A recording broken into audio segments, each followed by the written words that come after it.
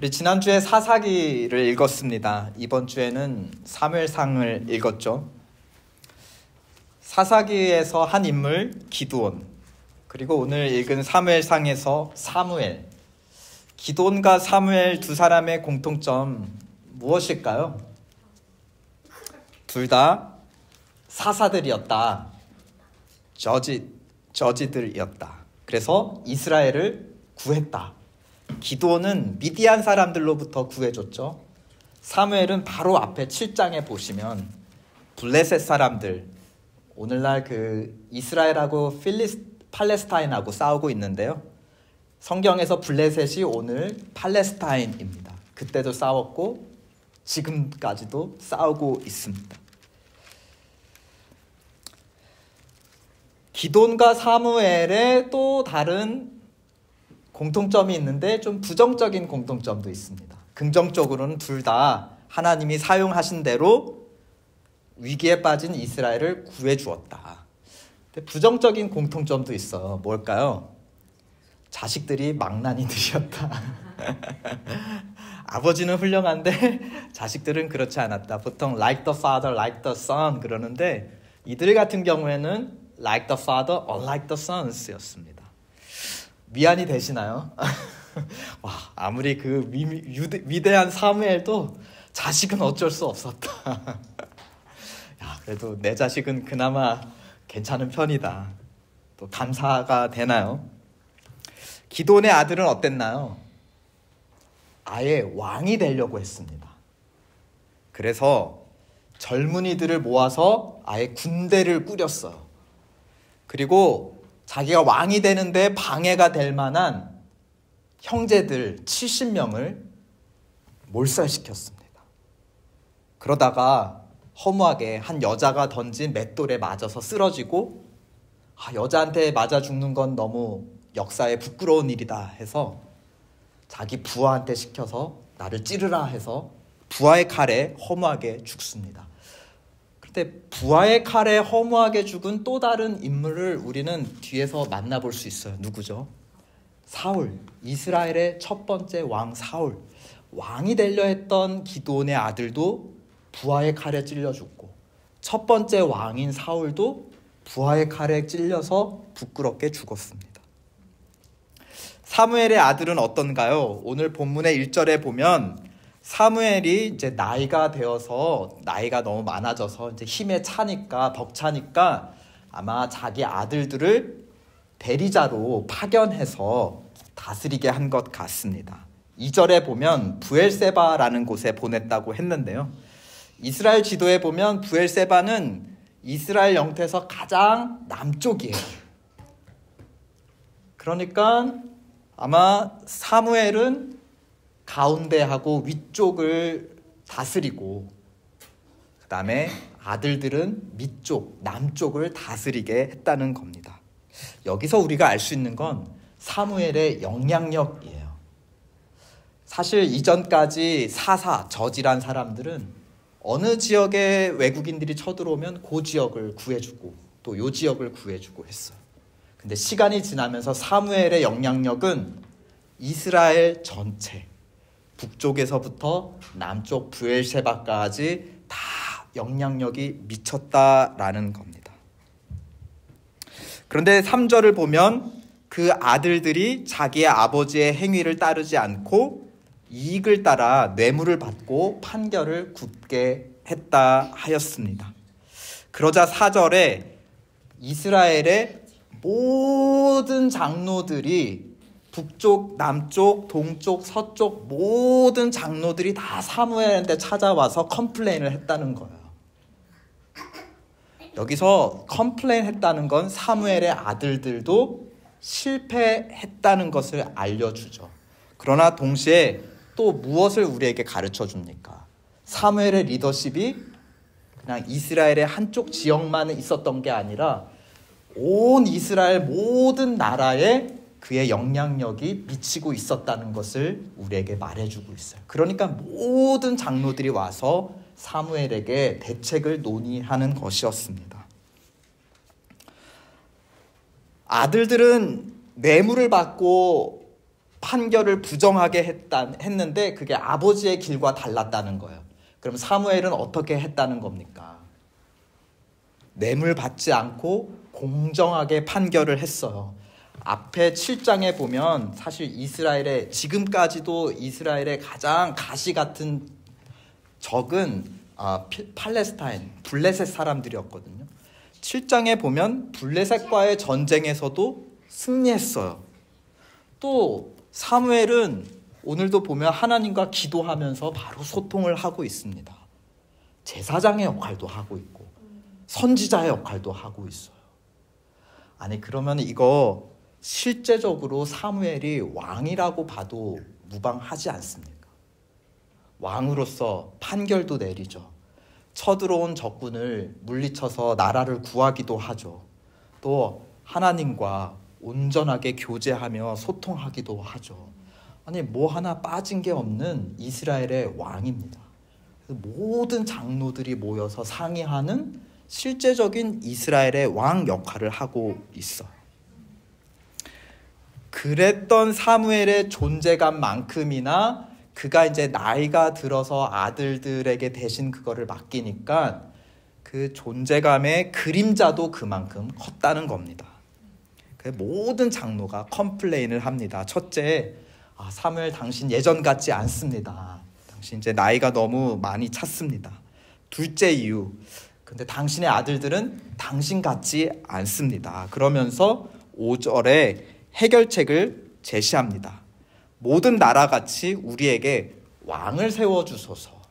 우리를 다스려 주소서.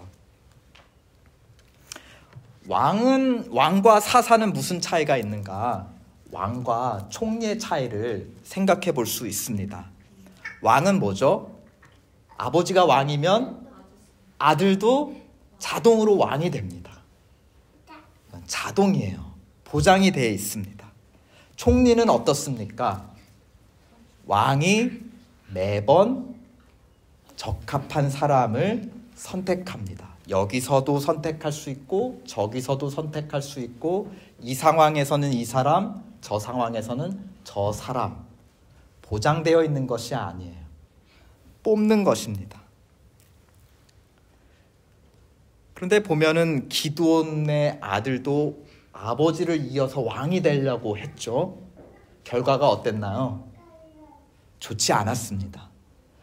사무엘도 실제적인 왕이었고 그 아들들도 아버지를 이어서 대를 이어서 이스라엘을 다스리려고 했는데 결과적으로 어떤가요? 좋지 않았습니다. 이미 이들은 왕처럼 아버지 아들로 세습을 해서 다스렸지만 결과가 이미 좋지 않다는 것을 기드온, 사무엘을 통해 이미 보여주었습니다. 그럼에도 불구하고 장로들은 아버지 아들로 이어지는 왕의 제도를 요구하고 있다는 것이 매우 아이러니이죠. 그리고 이것이 나중에 어떤 결과가 될 것이라고 우리에게 이미 암시를 주고 있는 것입니까? 이미 실패할 거라는 것을 암시하고 있는 것이에요. 아까 첫 번째 왕 사울도 부하의 칼에 찔려서 죽습니다. 실패했다는 것을 말해줘요. 그리고 마지막 왕도 결국은 바벨론에 의해서 눈이 뽑히고 포로로 잡혀가서 외국에서 바벨론에서 죽음을 맞이하게 됩니다. 첫 번째 왕부터 마지막 왕까지 아버지로부터 아들로 혈통으로 이어진 이스라엘의 통치자들은 결국은 실패했다라는 것입니다. 6절, 우리에게 왕을 주어 우리를 다스리게 하라 했을 때에 사무엘이 그것을 기뻐하지 아니하였다 하며 여호와께 기도했다 하였습니다. 왜 이스라엘의 왕 제도는 실패할 수밖에 없었을까요? 왜 사무엘은 왕을 세워달라고 했을 때 왜 기뻐하지 않았을까요? 7절에 하나님의 대답 속에 그 실패의 원인이 있습니다. 우리 7절 함께 읽어보실까요? 사무엘상 8장 7절 시작. 여호와께서 사무엘에게 이르시되 백성이 내게 한 말을 다 들으라. 이는 그들이 너를 버림이 아니요 나를 버려 자기들의 왕이 되지 못하게 하려 함이니라. 여기서 보면 이미 이스라엘은 무슨 제도예요? 민주주의인가요? 총리제, 내각제인가요? 아니요. 이스라엘은 이미 벌써 왕이 다스리는 왕정제도였어요. 하나님께서 왕정제도 자체를 나쁘다고 생각하신 게 아니에요. 왕정제도이기 때문에 그 자체로 실패한 것이 아닙니다. 핵심은 왕이 다스려야 하지만 어떤 왕이 다스리는가가 중요한 것이었어요. 왕이 다스리냐 아니냐가 중요한 게 아니라 어떤 왕이 다스리냐가 핵심이었다는 것입니다. 나중에 이제 9절에 보면 하나님께서 주변 나라들 같은 왕이 다스리는 나라는 어떤지 그들에게 엄히 경고해 가르쳐 주라 하면서 11장부터 18장까지 다른 왕들이 어떻게 너희들을 대할지를 경고해 줍니다. 근데 그 내용들을 보면은 이래요. 너희의 아들들을 데려가다가 군사로 쓸 거다. 너의 딸들을 데려다가 왕들을 왕궁에서 대접하는데 시녀처럼 쓸 거다. 너희의 곡식, 너희가 거둔 열매, 너희의 가축도 왕이 다 가져갈 거다. 이 왕들의 특징이 뭡니까? 가져간다. 빼앗는 사람들. 먼저 give and take가 아니라 take and give다. 먼저 너희에게 베풀고 너희에게 받는 자들이 아니라 뭐라는 거예요? take and give다. 너희가 바치면 너희가 필요한 것을 주는 사람들이 왕이다라는 것을 가르쳐 줍니다. 근데 하나님은 어떤 왕이셨나요? give and take. 먼저 주셨던 분. 9절을 보십시오. 내가 그들을 애굽에서 인도해낸 날부터 오늘까지. 하나님은 애굽의 노예 생활을 하고 있는 이스라엘 백성에게 먼저 찾아가셔서 먼저 무엇을 주셨죠? 자유를 주셨습니다. 그 다음 시내산에서 하나님의 백성이라는 아주 거룩한 신분을 그들에게 주셨어요. 그러면서 그 신분에 맞게 살아가는 하나님의 언약과 모세의 율법을 그들에게 주셨습니다. 또 아무것도 먹을 것이 없는 광야 40년 동안 어떻게 하셨죠? 만나와 메추라기, 입을 것과 먹을 것을 그들에게 어떻게 하셨죠? 주셨다. 또 무엇을 주셨습니까? 그들이 지금 살고 있는 이 땅, 약속의 땅도 주셨습니다. 그들이 하나님 말씀대로 살지 않아서 이방 민족들을 통해서 그들을 벌하실 때 그들이 기도했죠. 우리를 구해주세요. 잘못했습니다. 할 때 하나님은 어떻게 하셨습니까? 그들의 기도에 응답해 주시면서 누구를 보내주셨어요? 사사들, 저지들을 보내주셨어요. 사무엘 같은 저지들, 거의 왕과 같은 역할을 하는 사사들을 보내주셨습니다. 그런데 이상한 것은 이스라엘 사람들입니다. 그들에게 먼저 좋은 것을, 은혜를 베풀어 주시는 하나님임에도 불구하고 그들의 모든 일마다 나를 버리고 다른 신들을 섬겨왔다. 왜 이들은 하나님같이 먼저 은혜를 주시는 왕을 싫어하고 버릴까요? 그리고 자기에게 먼저 바쳐라. 먼저 바치면 내가 어떻게 할지는 가서 결정할게.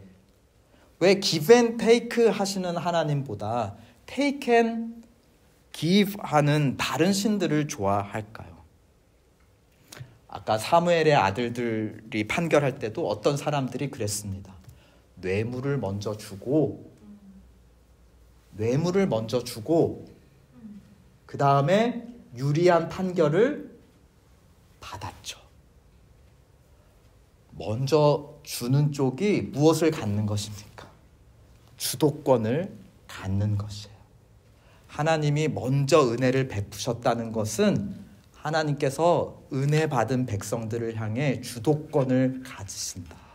왕이시다. 근데 그런 하나님을 싫어한다. 나는 하나님이 우리 삶의 주도권을 가지는 게 싫다. 내가 주도하는, 내가 이니시에이션 하는 삶을 살고 싶다. 내가 먼저 드릴게요. 오늘 본문에 보면 하나님을 버린다라는 표현이 2번 나옵니다. 7절에 나오고 9절에 나오는데 한번 비교해 보세요. 이스라엘 백성이 누구를 버리고 대신 누구를 얻는지 7절을 보시면 그들은 나를 버려서 자기들의 왕이 되지 못하게 하는 것이다. 하나님을 버리는 대신 사람 왕, 그리고 그 아버지의 아들의 아들의 아들의 해서 사람 한 가문이 다스리는 그런 왕을 내 대신 원하고 세우는 거다.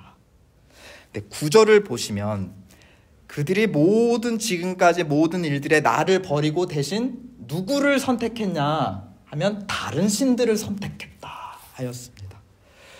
그러니까 7절과 9절을 같이 이어서 보면 하나님을 버리고 다른 신들을 선택하고 이번에는 하나님을 버리고 다른 사람 왕을 선택한다.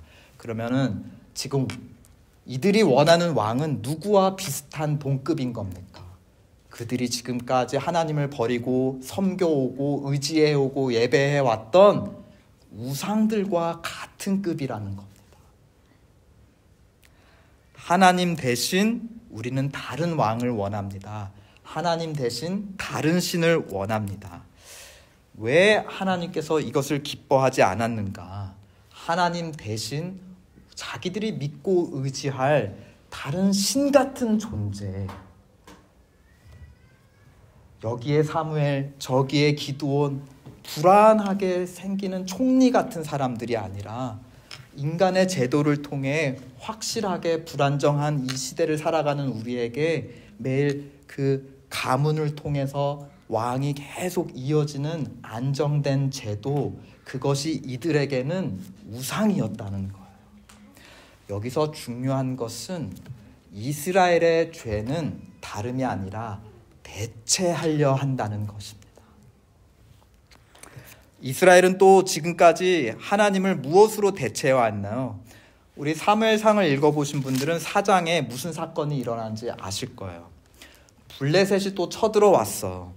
싸웠는데 졌어요. 우리에게 뭐가 필요하냐? 하나님의 도우심이 필요하다.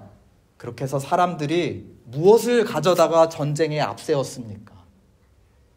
그들은 하나님께 기도하지 않았어요. 살아계신 하나님께 도움을 구하기보다 그들이 움직이고 필요할 때마다 가져다 올 수 있는 언약궤라는 물건으로 하나님을 대신했어요. 언약궤는 좋은 건가요? 나쁜 건가요? 좋은 거죠. 광야 생활 동안 하나님이 이스라엘을 내 백성 삼고 나는 그들의 하나님이 되어서 너희들을 신실하게 항상 필요한 것들을 베풀어 주겠다라고 하는 하나님의 약속의 상징이에요. 분명히 좋은 겁니다. 근데 그 좋은 거, 하나님의 선물인 언약궤조차 이스라엘은 하나님을 대체하는 우상으로 사용을 했다는 것입니다. 우리 뒤에 보면 13장에도 또 블레셋과의 전쟁에서 비슷한 사건이 일어나요. 이때는 첫 왕, 이렇게 백성들이 요구한 첫 번째 왕이 이제 전쟁을 이끌고 나가서 블레셋과 싸웁니다. 근데 이제 하나님의 도움을 구하기 위해서 제사를 드리려고 하는데 제사장인 사무엘이 오지를 않는 거예요. 막 블레셋은 이제 막 쳐들어오려고 합니다. 이제 급하니까 무슨 일이 벌어났죠? 사울이 하나님께 제사를 드릴 자격이 없음에도 불구하고 사무엘을 대신해서 그냥 막 제사를 드려버립니다. 제사만 드리면 하나님이 우리 편으로 해서 도와주시겠지. 무엇으로 하나님을 대신한 거예요? 제사만 드리면 무조건 하나님 도움이 올 거야. 제사가 나쁜 거예요? 그런 말을 하는 것이 아니죠. 하나님이 우리에게 주신 은혜의 수단입니다. 우리와 함께 하시고 도와주시겠다는 하나님의 약속의 징표예요. 그런데 하나님 없이도 그냥 제사만 드리면, 교회 와서 예배만 드리면 복 주시겠지. 예배, 제사를 하나님과 어떻게 한 겁니까? 바꿔버린 것이에요. 하나님은 인격적인 존재시니까 물어도 봐야 되고 허락도 받아야 되고 하나님의 시간에 다 이루어져야 하고 불편하죠. 제사는 편리합니다. 언약궤는 내가 마음대로 움직일 수 있어. 예수님 시대에 바리새인이라는 사람들은 하나님 대신 무엇으로 그 자리를 대체했나요? 율법으로 그 자리를 대체했어요. 하나님 기쁘게 해드리는 건 신경 쓰지 않아도 그 정해주신 법대로만 내가 그냥 살면은 당연히 나는 복을 받겠지. 율법이 우상의 자리에 있게 되었습니다. 우리에게 주신 소중한 하나님의 은혜가 우리 삶에 넘치죠. 자녀, 하나님의 선물입니까? 아멘. 근데 자녀가 하나님을 대체할 때 우상이 됩니다. 우리에게 주신 사업터, 나에게 주신 은사와 재능, 나의 직업, 내 삶에 지금 내가 심혈을 기울이는 내 프로젝트들, 내 삶의 비전, 꿈, 무엇이 되겠다. 그것이 나쁩니까? 좋은 거죠. 근데 그것이 하나님이 될 때 문제가 되는 것입니다. 돈은 좋은 겁니까? 나쁜 겁니까? 좋은 거죠. 하나님이 주신 축복입니다. 물질의 축복입니다. 그런데 그 돈이 하나님을 대체할 때 우상이 되는 것입니다. 가로를 채워봐요. 나에게 주신 하나님의 좋은 선물들, 그것이 하나님을 대체하고 있는 그 가로, 좋은 선물 그 무엇. 근데 요즘 나의 삶에 하나님을 대체하고 있는 우상인 그 가로 안에 무엇입니까? 이것이 사람의 죄의 밑바닥입니다. 하나님이 주신 좋은 것마저 하나님을 대체하는 우상으로 바꾸어 버릴 수 있는 것이 바로 사람의 밑바닥에 있는 본질인 것을 오늘 본문과 또 스크린을 통해 보는 로마서 말씀이 증거해주고 있습니다.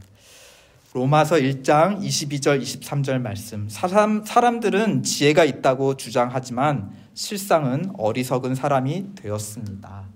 그들은 썩지 않는 하나님의 영광을 썩어 없어질 사람이나 오늘 왕같은 사람들이나 새나 네발 짐승이나 기어다니는 동물의 형상으로 어떻게 했다고 했죠? 바꾸어 놓았다. 대체했다. 하나님도 대체하는데 옆에 사람들은 대체하지 못할까요? 다음 이어지는 말씀 로마서 1장 26절 27절 말씀입니다. 이런 까닭에 하나님께서는 사람들을 부끄러운 정욕에 내버려 두셨습니다. 여자들은 남자와의 바른 관계를 바르지 못한 관계로 어떻게 했다고요? 바꾸었다. 대체할 수 없는 것을 바꾸었다. 또한 남자들도 이와 같이 여자와의 바른 관계를 버리고 서로 욕정에 불타 남자가 남자와 더불어 부끄러운 짓을 하게 되었습니다. 이 시작이 어디입니까? 하나님을 다른 것으로 바꾸어 버리자. 하나님이 주변에 주신 선물인 사람들도 바꾸어 사용하게 되는 것이죠. 바꿀 수 없는 걸 바꾸더니 이제는 바꿔야만 하는 거를 바꿀 수 없다고 반대로 주장하는 거예요. 바꿀 수 없는 거를 바꿔버리더니 반드시 바꿔야 하는 잘못된 것도 그건 절대 바꿀 수 없어. 옳은 거야. 그대로 해야 돼. 라고 반대로 가치를 뒤집어 버렸어요. 마지막 로마서 1장 32절 말씀 다 함께 읽어보실까요? 시작. 그들은 이와 같은 일을 하는 자들은 죽어야 마땅하다는 하나님의 공정한 법도를 알면서도 자기들만 이런 일을 하는 것이 아니라 이런 일을 저지른 사람들을 두둔하기까지 합니다. 우리에게는 하나님 대신 눈에 보이는 왕, 하나님이 이때 저때 불안하게 세우는 총리 같은 사람들보다 확실하게 혈통, 이게 필요해. 옳소. 사무엘에게 몰려와 다 이걸 바꾸자고 요구하고 그것이 옳다라고 주장하고 있다는 것이에요. 제가 얼마 전에 차에 문제가 생겨서 정비소에 수리하러 갔는데요. 어떤 부품을 바꿔야 된다라는 것을 알게 되었습니다. 그래서 이제 보통 단골 그 정비소에 가서 단골 정비사 아저씨가 있어요. 그럼 이제 늘 하는 얘기가 정품으로 바꿔드릴까요? 아니면 대체품으로 애프터마켓 파트로 제눈 파트로 바꿔드릴까요? 아니면 애프터마켓 파트로 바꿔드릴까요? 이렇게 이제 물어봐요. 그럼 이제 가격이 어떻게 되는데요? 하고 이제 뭐 그러면 부품하고 노동비 해서 얼마입니다 하면은 저는 보통 뭘 선택할까요? 애프터마켓 파트를 해달라 그러죠. 성능은 비슷한데 가격이 싸니까.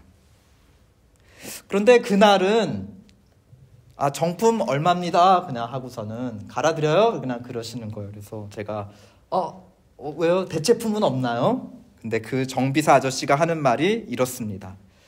이 부품은 차의 안전에 너무 직결된 거기 때문에 법적으로 대체 부품을 만들 수 없게 되어 있습니다.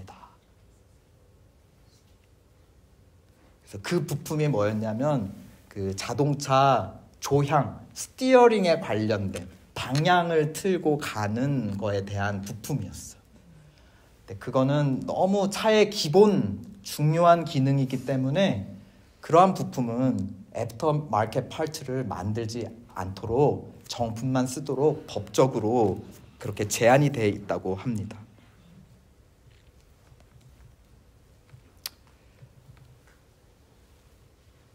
하나님이 우리의 정품이신 거죠. 우리의 삶을 인도해 나가는 왕으로서 우리의 운전자이신데 그것은 결코 다른 애프터마켓 파트로 바꿀 수 없는 존재가 우리 인생의 주관자 되시는 하나님이시라는 겁니다. 근데 우리는 그거를 우리의 편리대로 자꾸 값싼 걸로 내가 얻기 쉬운 걸로 애프터마켓 파트로 자꾸 그 중요한 거를 대체하려고 한다는 것이죠. 심지어 하나님이 우리에게 주신 은혜로운 선물조차도 선한 것조차도 하나님 자신을 대체할 수는 없습니다. 어제까지 도와주신 에베네셀의 하나님은 오늘도 우리와 함께 하시며 도와주시는 임마누엘의 하나님으로만 대체 가능하십니다. 오직 하나님은 하나님만이 대체하실 수 있음을 믿음으로 받아들이시기를 예수 그리스도의 이름으로 축원드립니다. 아멘. 우리 감사하신 하나님, 여기까지 도와주신 에베네셀 하나님, 장래에도 인도해 주실 하나님, 지금까지 인도해 주신 하나님을 대체하실 수 있는 것은 앞으로도 임마누엘의 하나님으로 인도해 주실 하나님 한 분, 정품인 그분 한 분밖에 없음을 이 시간 우리 함께 고백하며 믿음으로 찬양합시다. 감사하신 하나님, 에베네셀 하나님,